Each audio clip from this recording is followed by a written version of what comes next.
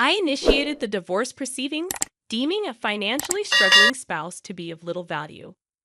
My world was shaken when, during a business trip, my husband abruptly declared not only his intent to divorce, but also his simultaneous marriage to his lover.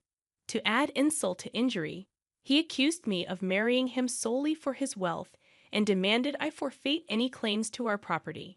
Confronting my indifferent husband, who had always treated me with disdain since our marriage, led to his unraveling and a downward spiral to rock bottom. I am Karen, 35 years old, raised by a single mother since my father's passing in kindergarten. Despite the financial challenges, we found happiness as a family of three. Even as an adult with a decent salary, my frugal habits persisted from childhood. I married John, a wealthy man I met through an acquaintance, drawn to his kindness and the new world he presented. Our differing views on money and gender roles emerged after marriage. While John envisioned a traditional household, I was dedicated to my career and financial independence. Before marriage, John suggested I become a homemaker, assuming I would embrace traditional domestic roles. However, I expressed my desire to continue working until we had children, emphasizing the financial benefits.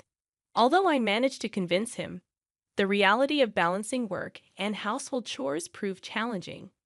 Despite being a full-time employee, my days were consumed with domestic responsibilities, leaving little time for us as a couple.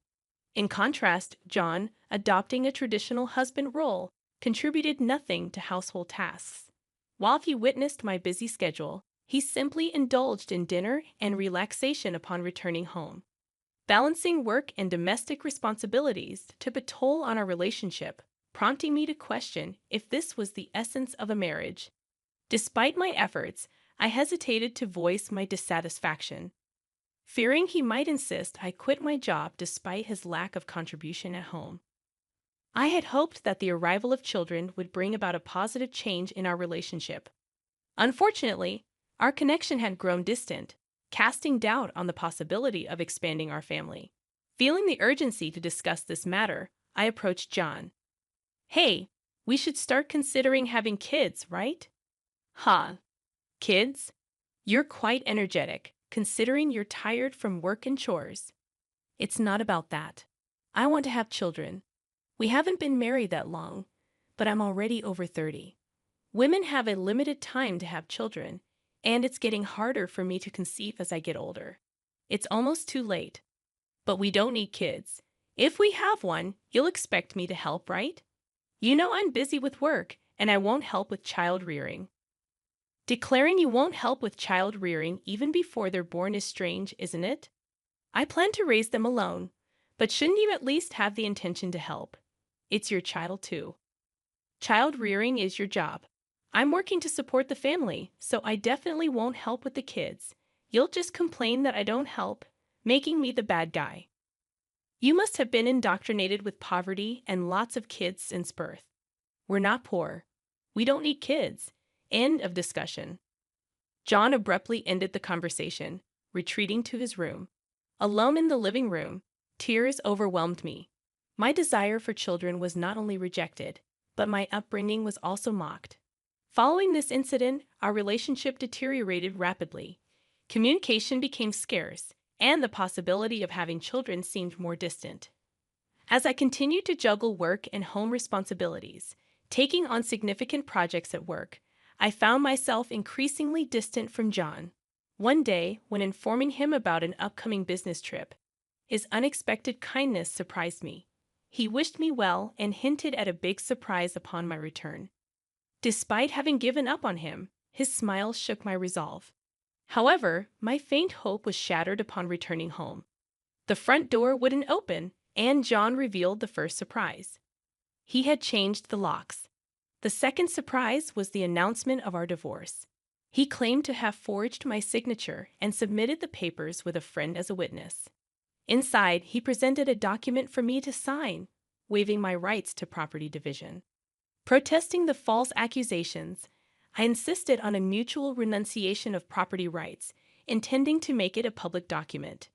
John, stubbornly retorting, redid the document on his computer, initiating a tense exchange. As I left the house, he continued to scorn me for being poor, even contemplating discarding my belongings. A few days later, John, in a state of panic, called me, wondering what I had done. What do you mean I haven't done anything? Why are you panicking? I have a lot of questions. First, I was told to leave the apartment. Oh, you were still living there. That's not allowed. It's a new month. You're trespassing. Trespassing? But it's my house. Are you okay? Did you forget that it was a company apartment I rented? I was the leaseholder, so naturally, you can't live there anymore. That's ridiculous. How could you do this? I can't believe you didn't know.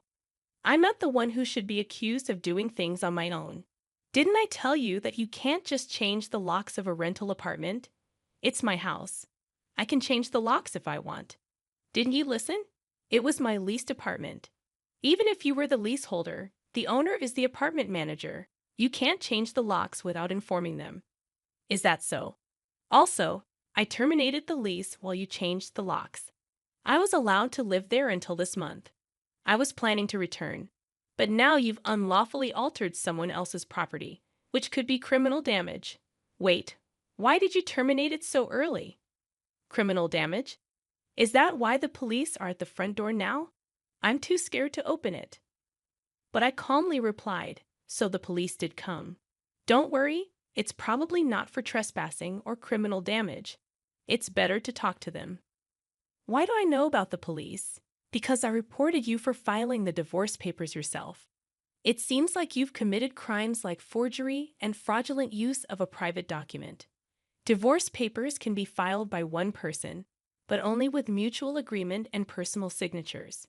Since John forged my signature and the witness, it's obvious that it's a crime.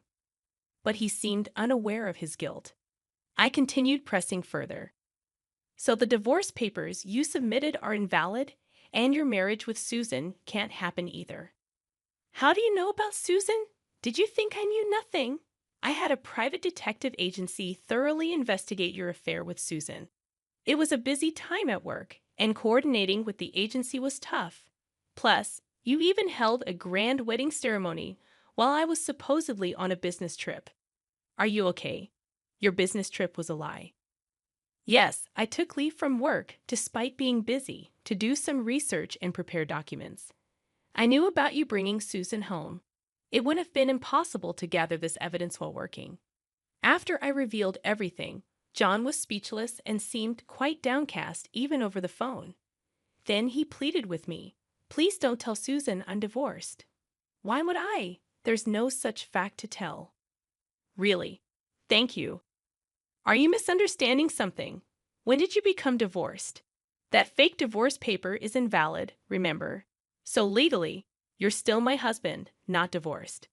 What? So since you committed adultery, well, legally, my husband, Susan needs to pay compensation. I sent the demand for reparation to her house yesterday by express delivery. She didn't know you were married, right? Then I can't withdraw the claim at this point. I already knew Susan believed John was single, but I deliberately sent the reparation demand. Susan hasn't contacted me yet, so maybe she hasn't received the letter. It should arrive soon. Should you be on the phone with me when you also have to deal with the police? You're busy? I'll ignore the police. I won't be arrested. I'm going to Susan's house now to get the letter back before she or her family can accept it. He then hung up. He probably went straight to Susan's house to wait for the postman at the front door. I knew it would be futile because the letter was sent as registered mail to Susan only. Even if he waited for the postman, he couldn't receive it. A few hours later, a dispirited John called me.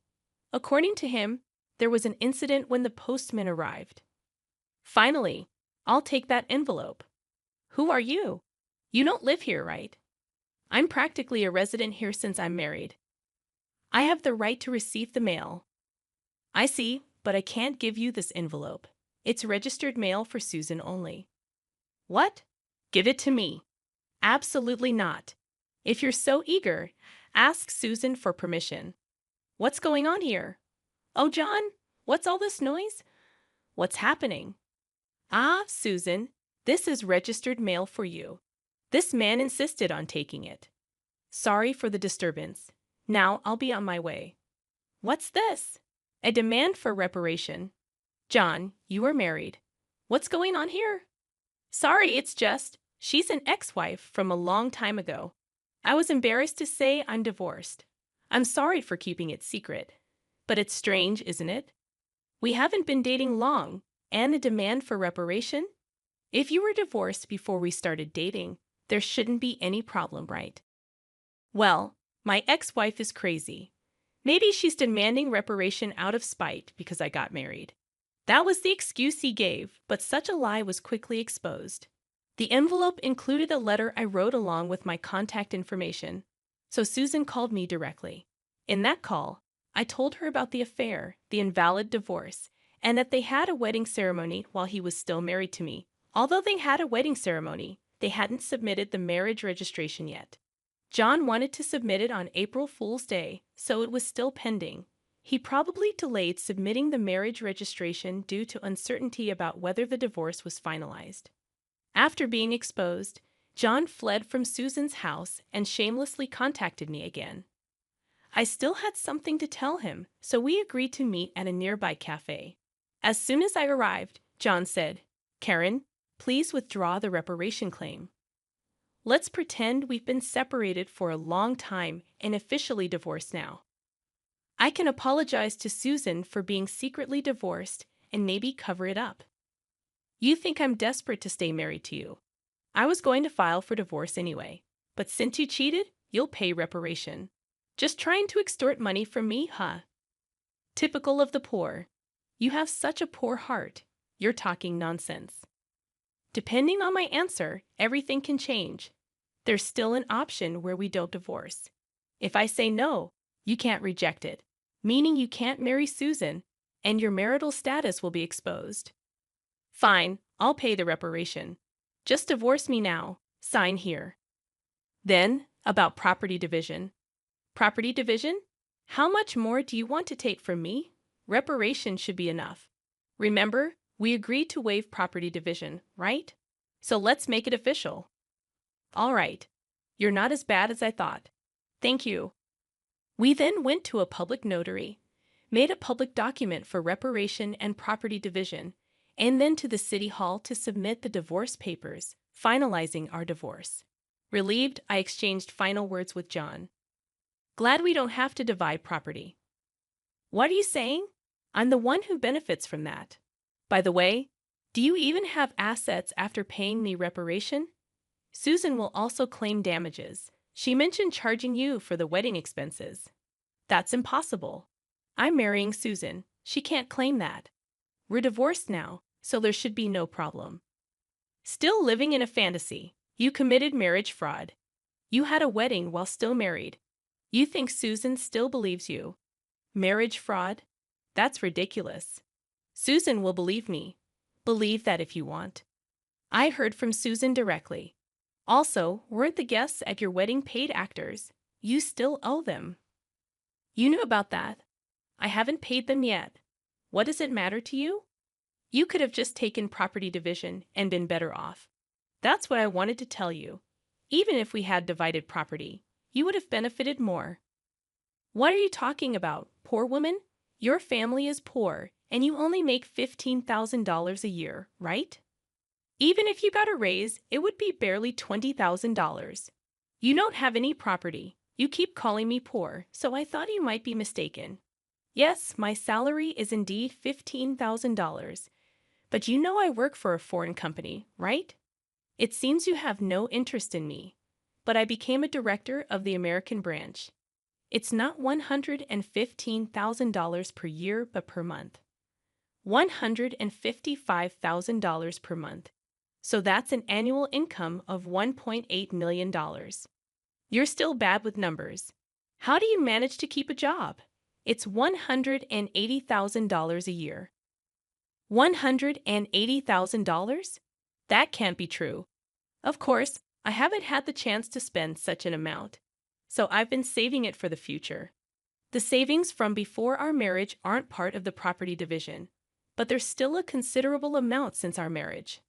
So I could have received half of that in the property division. You are my destiny after all. I'll get the divorce papers corrected. Are you okay?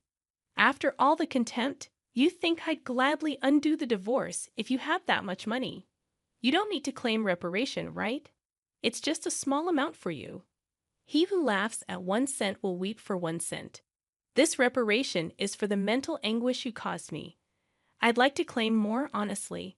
And since we've made it official, make sure to pay it even in installments. I'll be penniless. Also, don't go back to that apartment. Your belongings should have been moved to your parents' house by now. You thought I had few belongings, but that was because I had already moved. Most of them were. Were you that indifferent to me? I can't have so little. So I have to go back to my parents' house.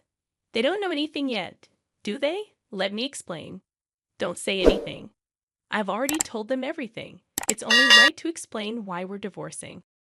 Oh, and your father said, don't ever step over our threshold again, so I have nowhere to go. He collapsed, and I left the cafe. Later, I heard he caused trouble at the police station. Despite my advice, he went back to the apartment. He sat there aimlessly in the empty apartment until the manager called the police, and he was taken away. I'm not sure if it was for obstructing public duties, trespassing, or for the falsified divorce papers. Eventually, his parents took responsibility for him. After talking with me and learning about Susan, they decided that apologizing and paying damages to Susan's family came first. They went to Susan's house to apologize, kneeling in front of her family. They settled everything without pressing charges for marriage fraud, even paying for the wedding expenses. I had expected them to sue, so it was disappointing they didn't.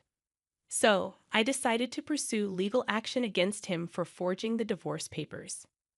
John offered a settlement, but I didn't withdraw the lawsuit. I didn't want him to think everything could be solved with money.